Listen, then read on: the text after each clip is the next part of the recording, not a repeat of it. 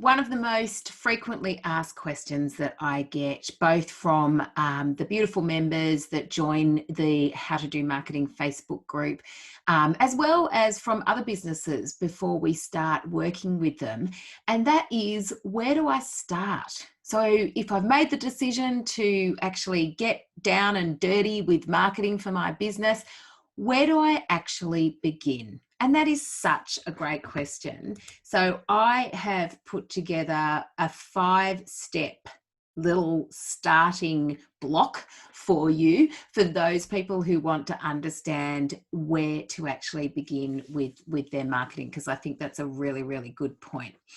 So you always, always, always start with your strategy. And if you actually refer to episode 1, which is with me, and that's called The Importance of a Marketing Strategy, I think, and then also get back to the snack time episode, which is entitled What to Include in a Simple Small Business Marketing Strategy, on the How to Do Marketing show. If you navigate back to those 2 episodes, it will tell those 2 episodes will go through what you need to think about in your strategy. And the snack time episode just gives you some really basic points for a simple small business strategy.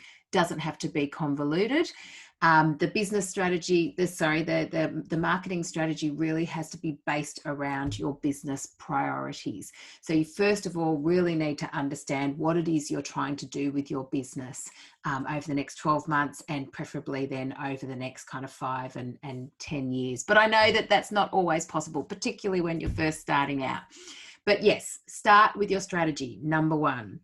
Number 2, once you've actually put that key information together in your strategy, you're going to have so much more clarity as to where you need to kind of fill any gaps or plug any gaps. And so that's what we're going to look at next. So number 2 is performing a marketing audit. Now, for established businesses, there's kind of a 2-step audit required. And the first is a little bit confronting, and particularly if you've been in business for a while and selling, the stuff that you sell in a certain way for a certain price for a while, because it really, if you've never actually gone through the process, or even if you've gone through the process but years ago of planning and strategizing, it's going to really, really be beneficial of you to reconcile and just have a look at your product, the place that you sell that product, the price of that product, and then stage 2 of the audit is actually looking at the promotion, the existing promotion of the product. Now, this is confronting because if you've kind of in your flow, and if you feel like you kind of already decided on your marketing, on your product or your service that you sell, and the way that you actually sell that. And when I say the way you sell it, like if you're selling that online, or you're selling that via bricks and mortar, or if there's a particular, sales journey that you take people through. But it does pay to actually go back to the strategy and go, bearing in mind that our business priority is this, bearing in mind that we've had a look at our figures and we've worked out that we actually need to increase revenue, decrease expenses, increase profit, whatever you found when you've had a look at your numbers.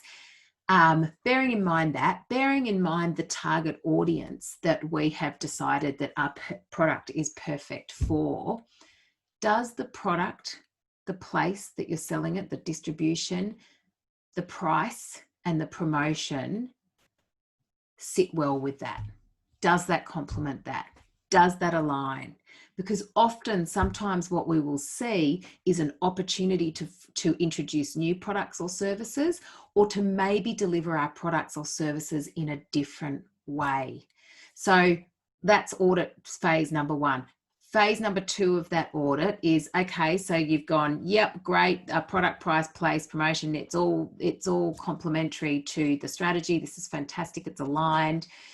Or you've made the necessary tweaks. then you've just got to have a look at your existing promotion. So when you look back at that strategy and you go, this is who we need to talk to, this is the positioning that we want to achieve, and these are the kind of business priorities, these are the growth goals. Does your marketing, does your touch points, do your channels, do your content, does your brand also align with that? Does your brand in particular align with that? Is your brand, your logo, the look and feel, how you actually interact with your customers, etc., is that in alignment with who your target audience is? Are your channels in alignment with who your target audience is? Are your target audience on those channels? How frequently are they using them? What kind of content do they like to actually see, do you think? Have you done the research to know that? So phase 2 of the audit is looking at your marketing. Number 3, once you've actually done that work, set a budget. Have an idea of what you want to spend on your marketing. And look, you don't have to come up with a finite figure. And again, if you navigate back to the Snack Time episode, how much money should you be spending on your marketing? We've got a little rule in there that gives you an idea of how much you should be kind of assigning to your marketing at a rough guess. Now, every business is different, and every business priorities are different. So it's not going to be a hard and fast rule.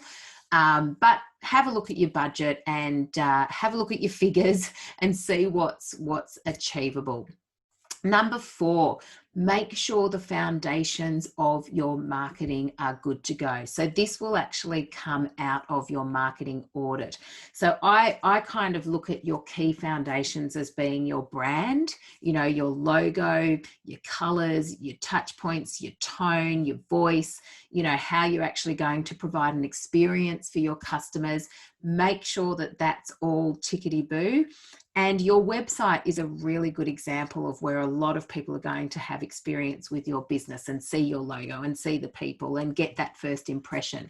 So they're your foundations, because what we don't want to do is we don't want to go out and start getting busy with Facebook and Instagram and, print ads and all the rest, and driving people back to a shaky foundation, or a foundation that doesn't actually do our business proud. We want our foundational stuff to be stuff that we are so excited about. We want our website, something that we want to scream from the rooftops and drive as many of our target audience to as possible. We want to be proud of it. If we've got a shop front, is this looking how it should look? Are we proud of how our office looks? Is our signage looking professional? Are the cars that have our brands all over them, are they creating the right impression? So really make sure that that brand and that website is solid and really reflective of your marketing strategy and your brand positioning.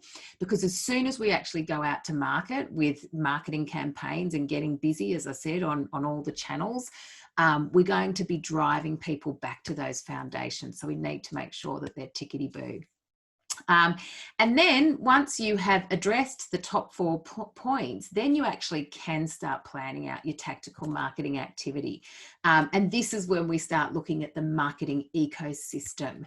And again, if you navigate back to the marketing ecosystem episode of Snack Time, where I explain what's in that ecosystem, you can get a better understanding of what I mean by that. But essentially, we want enough marketing activity out there to help people get to know your business, to help people consider your business, and then to help people buy and keep buying from your business. So there's five steps that you can start with, and I do recommend that you do them in that order. Hopefully that's helped, and you're able to get started with your marketing today.